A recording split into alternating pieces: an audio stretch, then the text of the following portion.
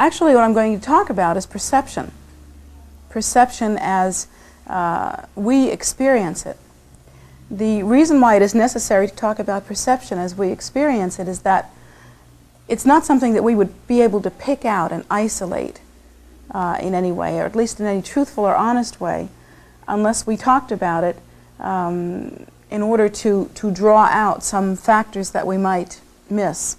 The reason why is that perception is such an all-inclusive experience. It's something that occurs in such a way as to color every experience that we have of perception. And so it's very difficult to isolate what we are perceiving. An example that I give again and again, and one that I must continue to give because it is the best way to understand, is the example of the glass of water. To me, this glass of water appears small. It's a small glass of water. It appears cool, and it appears wet. To an ant, this glass of water would not be considered small, in that it's very much, certainly large enough for the ant to drown in many times over, he and his entire, or she and her entire family. To a creature that came, say, from the deepest part of the ocean, this water would not seem cold. It would not seem cool at all. In fact, it would seem probably intolerably warm. To a creature that came from the ocean, any part of the ocean, the water in this glass would not necessarily appear wet. It would probably appear normal. It would have, if the creature were used to seawater, the water would appear like a different atmosphere. But it wouldn't appear wet. Wet would not be the feeling that that creature described. Yet to me, because I am dry, that water is very wet, and it changes me when I put it on my body. Because I am quite large, this water appears very small to me. This glass of water appears small to me. And because my temperature is about 98.6, is that right? Usually? 98.6, this water seems quite cool to me. If I were to submerge myself in water of this temperature for an extended period of time, I would probably become ill. So the perceptual experience that I have, I take for granted.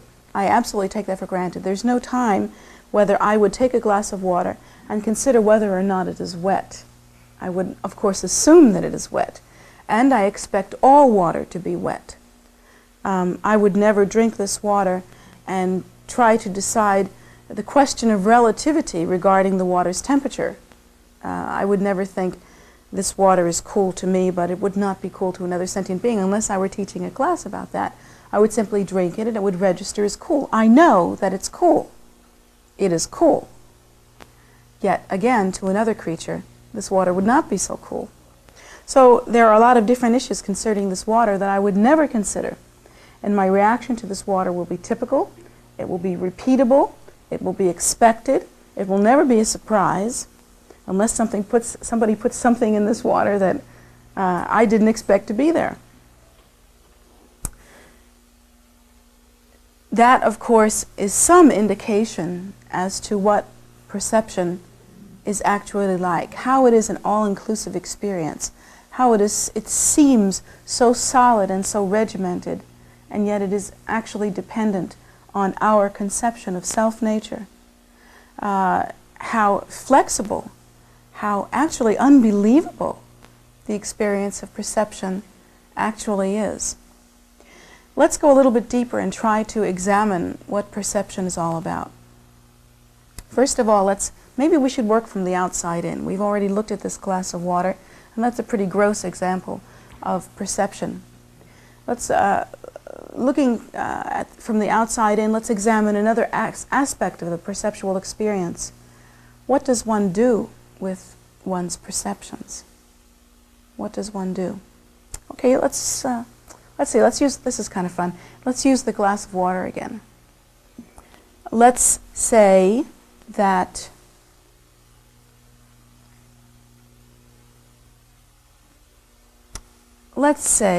that I had many experiences of drinking this glass of water today. Let's say that I had set out a goal for myself of drinking 10 glasses of water a day, and the water was all this temperature. Let's say that the water was, let's say it was about this temperature. Let's say it was fairly good tasting water, fairly clean as this water is. Actually, this is distilled water. Let's say it's distilled water. Let's say it has a certain typical quality that is pretty uniform throughout the day. And let's say that at a certain part of the day I felt hot and thirsty or hot and tired. And let's say at another part of the day I felt chilled and needing to put on some clothing. Let's say the weather changed radically throughout the day. What I would do throughout the day while I was drinking this water, assuming that it was fairly evenly spaced throughout the day, is that I would have a different kind of experience each time I drank the water.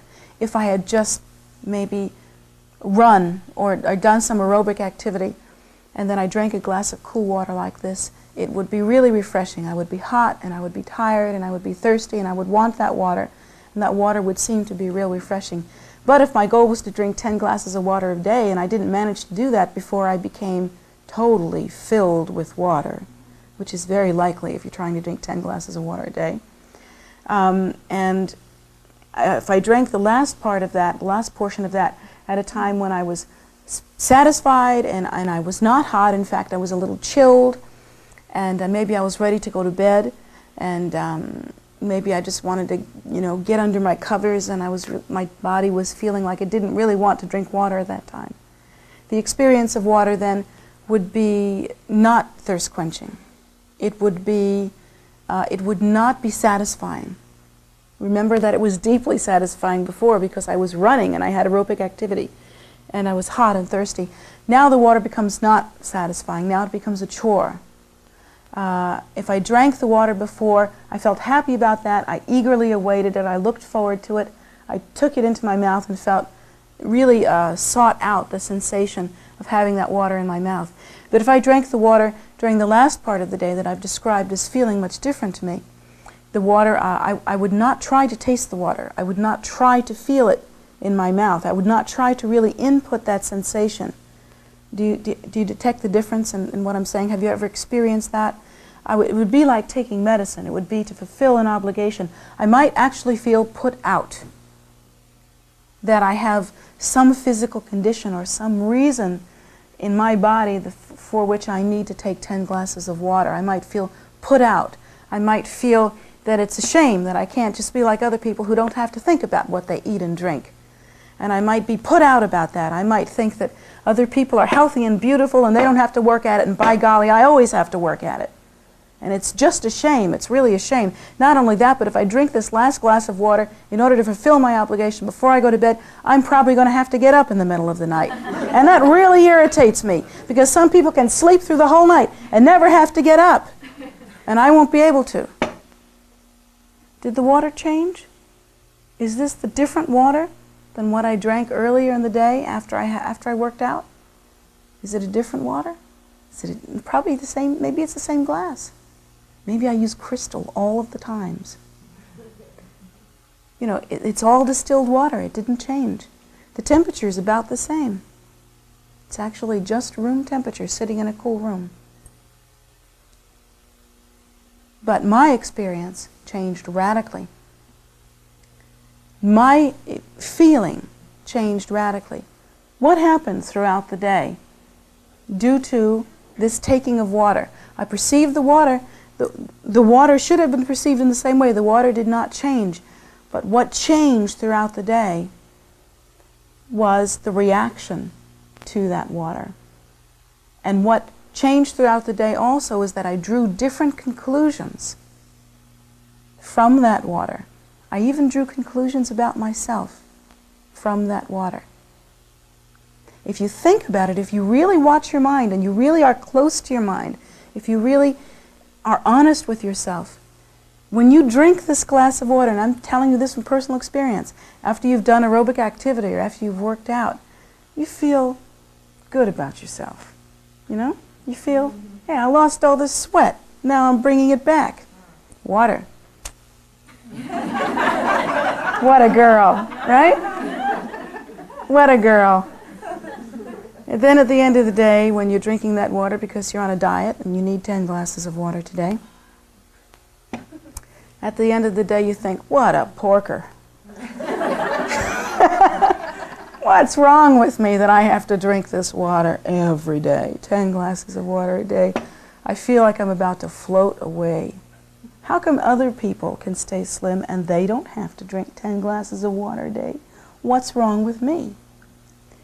These are the conclusions. Well, what happened? You drank a glass of water earlier in the day and you felt like you were on top of the world. You know, you felt like Linda Hamilton in Terminator 2.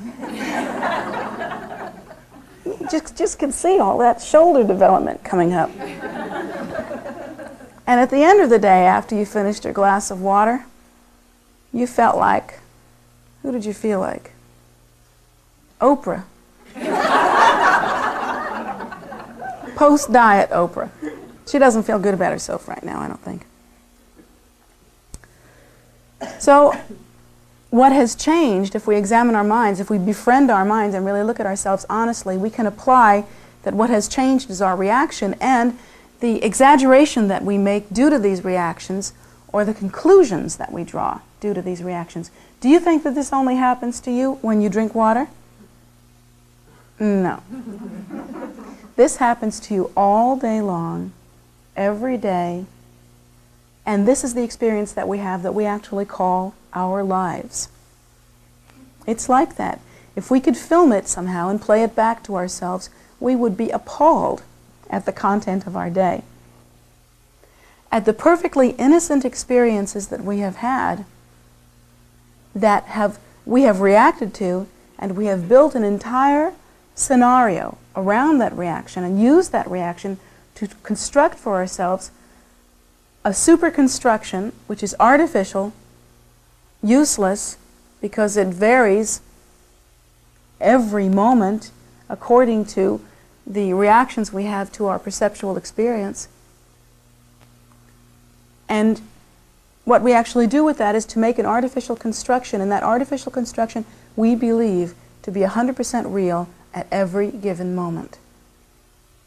Like, in the morning after my workout, or in the afternoon after my workout, I was Linda Hamilton and I felt good. I was easily 35 pounds slimmer in the morning than I was in the evening, don't you think? Maybe 50.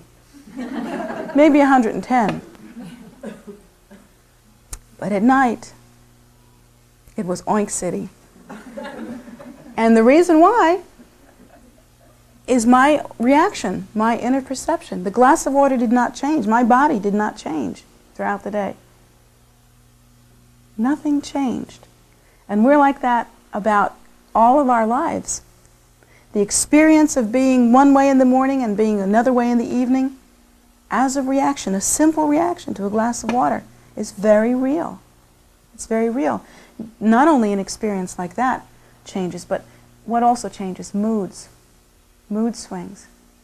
Let's say you're married.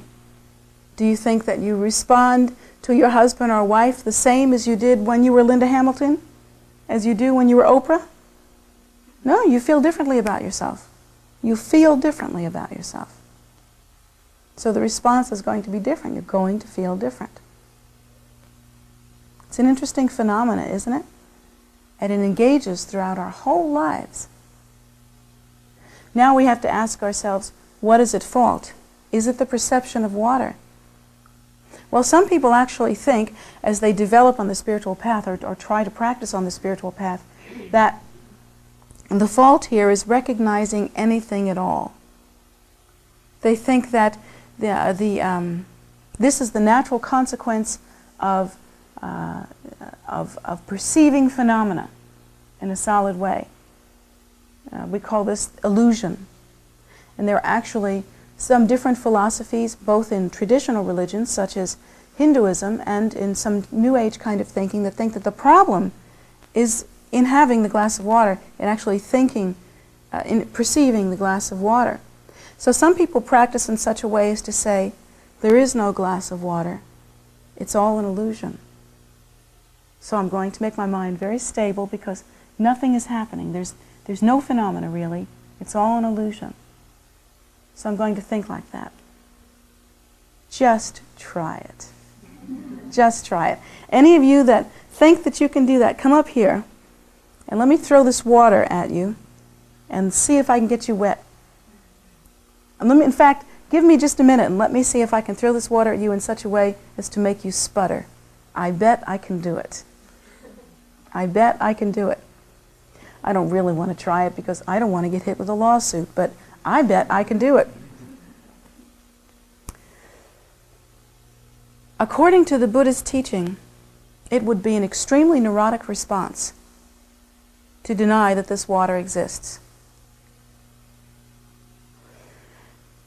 If you have any doubt that phenomenal reality actually exists, you should stick a pin in yourself.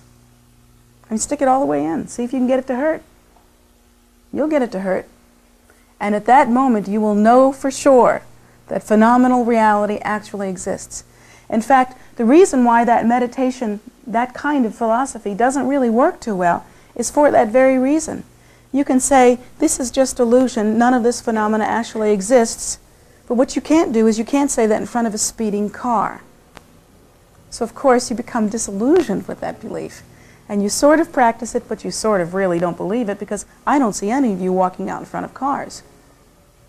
Then the other thing is that you lose faith, you lose any awareness that this is the case, or you lose any kind of belief in the non-existence of the phenomenal world when some tragedy hits you between the eyes. Like, for instance, for a child, it would be when mom doesn't get that figure. You know, she doesn't buy me something in the toy store like Jonathan wanted. That's when reality hits you in the eye, and you can't say to yourself, phenomena doesn't exist, because if it doesn't exist, why do you want it so much? You know, you want it so much. And then let's say you have the loss of a loved one. At that time, no one can tell you that that pain does not exist. You feel it. It exists. It's real. And then another thing that you might notice is that when your life changes in such a way as to cause confusion, such as the changing of a job, the loss of some experience upon which you based a great deal of security, any experience like that, upon losing such a thing as that, the reality, the hardship of phenomena comes crowding in, and it is very, very real at that point. So we have to think about phenomena in a different way. We have to try to understand what it is that actually is to blame, what causes the suffering. Not the water, I don't think. Because it's true, the water didn't change throughout the day. According to the Buddha, it is not the experience of phenomenal existence that causes suffering or confusion.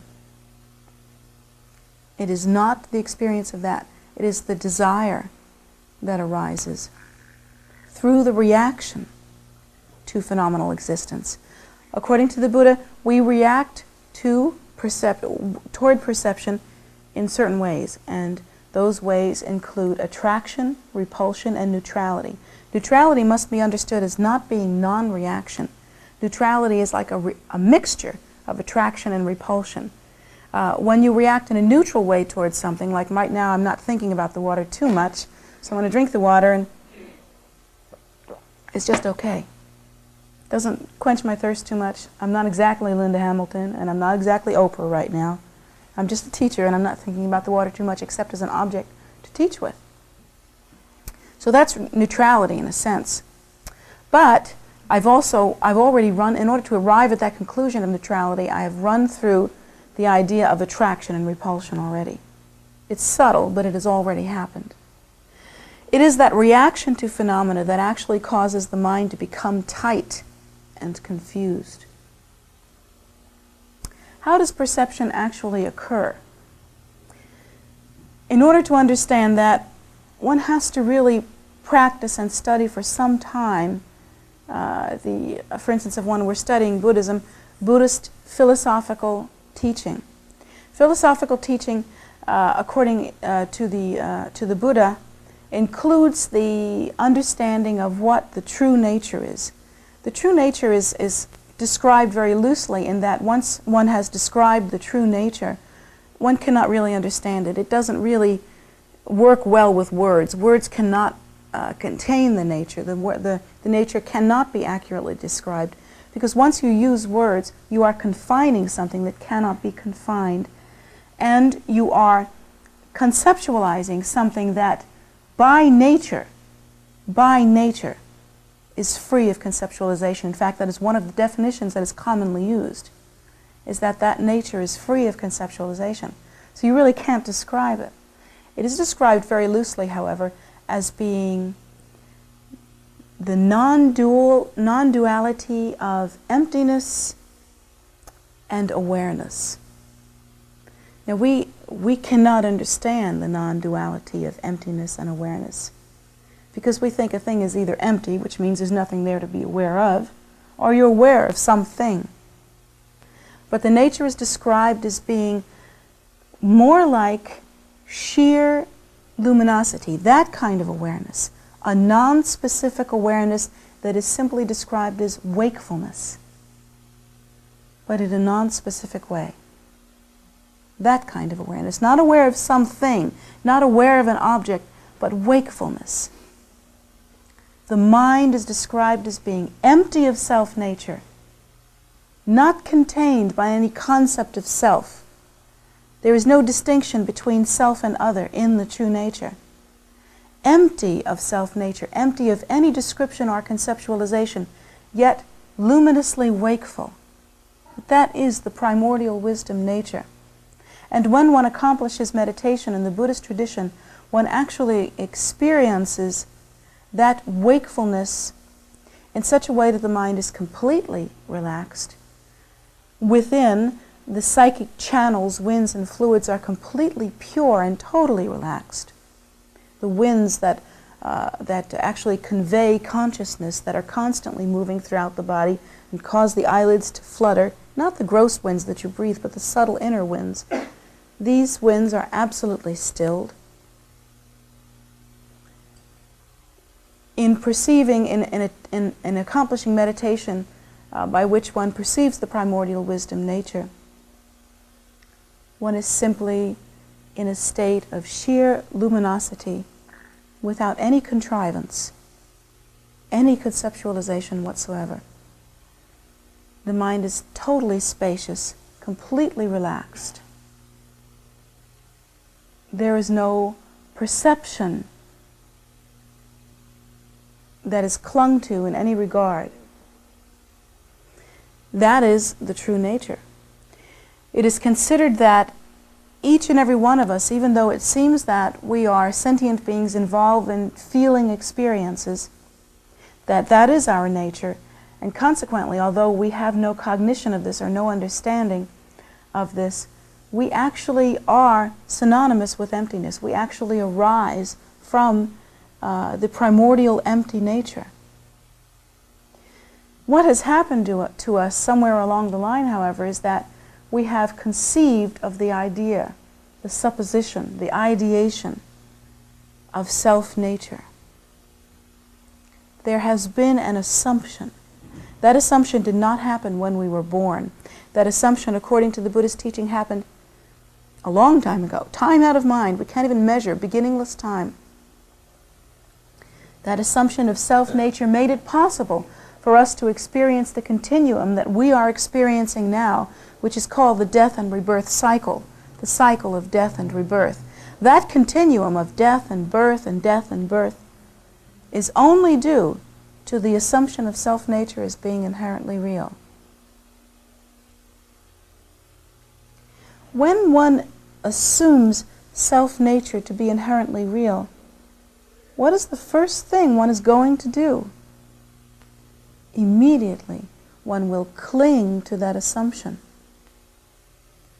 Because when one assumes self-nature, something happens, something is built, where there is the all-pervasive primordial wisdom nature inseparable from any display of that nature, where in the natural state form and formless are completely non-dual, where in the natural state resting and movement are completely non-dual.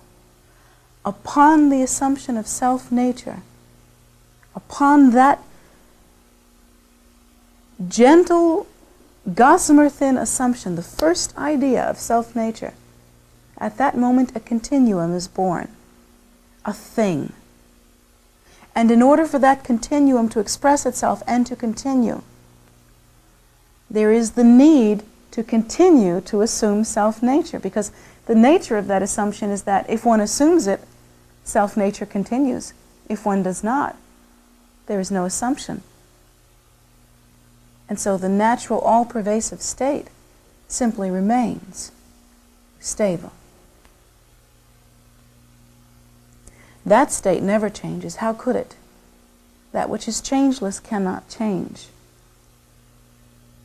That which is without conceptualization cannot respond to concept, such as time or beginning or end. But the idea of self, that continuum that is born at that time, in order to survive, must continue. And how does it continue? It continues by clinging to the idea of self. That is the only way that it can continue. In order to cling to the idea of self, one must distinguish between self and other. In order to distinguish between self and other, one must react toward other in order to continue that experience. Now, according to the Buddha's teaching, the idea of self is not the problem. If you think of the primordial wisdom nature as being the all-pervasive womb of emptiness, from which all manifestation, from which all display arises, from the very most essential, gossamer, subtle display of nature as luminosity, to the very most hardcore and gross assumption of object as solid form.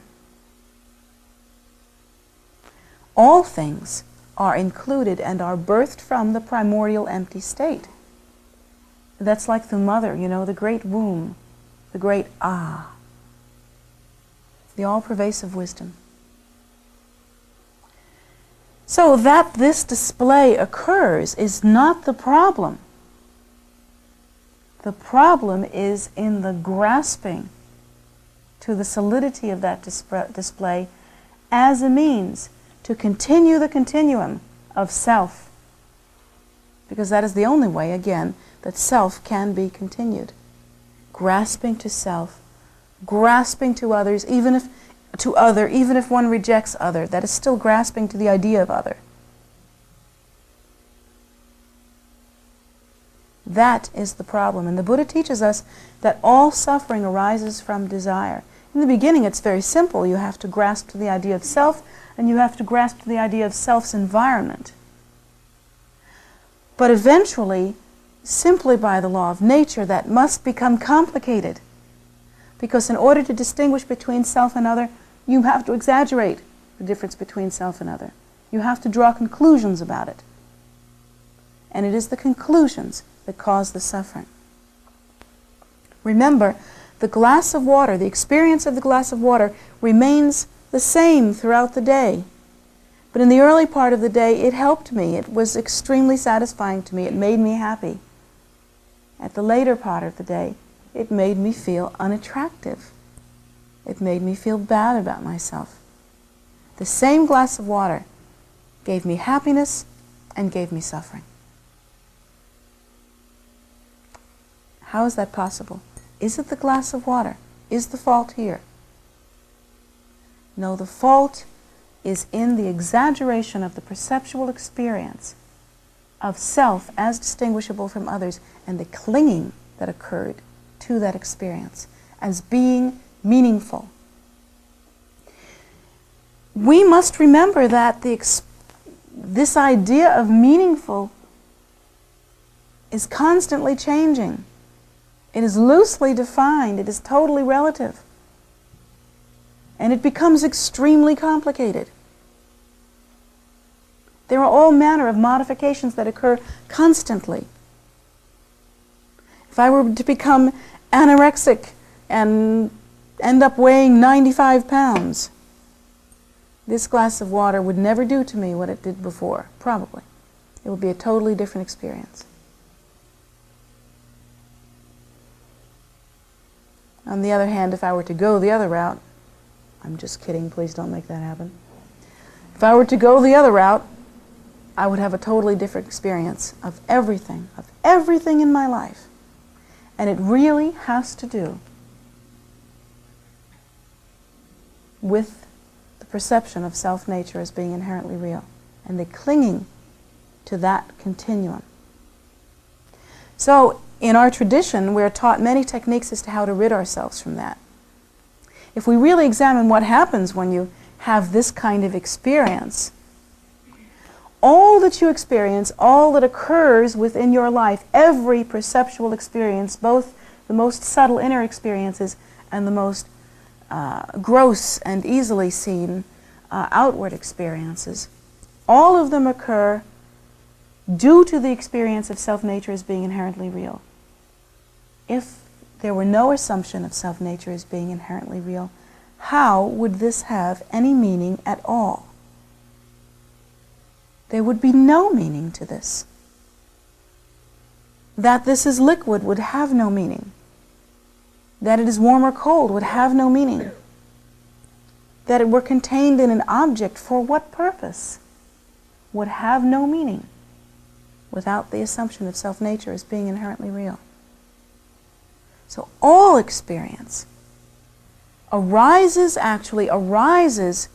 from this central point, this point of origin, and that point of origin of every experience that we have in our lives right now, in this continuum, and that's all we ever have, is this continuum, arises from the assumption of self-nature and the decision or the clinging to continuing that continuum.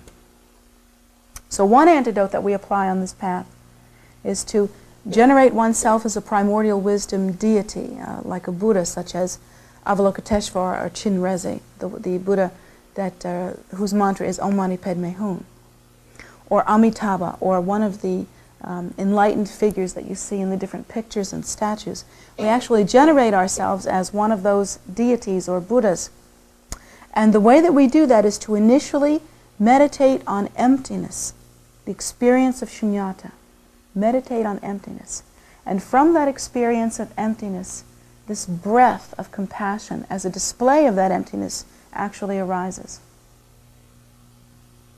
And then the deity itself, the seed syllable, and then the deity itself. And all of the surrounding environment then becomes changed due to generating oneself as the deity.